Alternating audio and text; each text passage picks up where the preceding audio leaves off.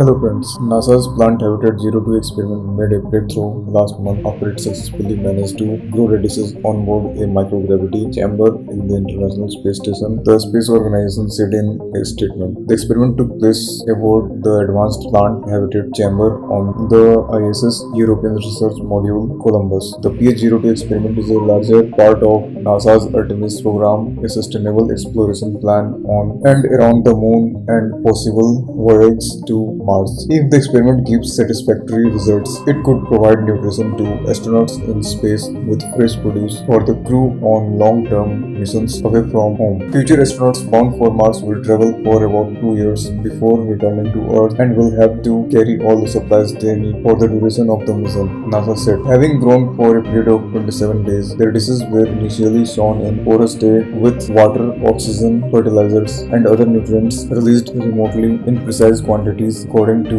the statement. The chamber is also decked with LED lights. The plants themselves require very little maintenance and are closely monitored from the Kennedy Space Center in Florida thanks to the 180 sensors and cameras present in the microgravity chamber. Radishes were chosen as they are both edible and nutrient rich and share genetic similarities with Arabidopsis, an extremely sturdy plant species under microgravity. Learning how to grow food closer to home aboard the space station will help determine which plant thrive the best in microgravity and offers the best variety and nutritional balance for a Martian menu, the space organization added. The radishes are slated to be harvested later this month, following which they will be sent back to Earth for researchers to get a greater insight and analyze how well they grow. Thank you.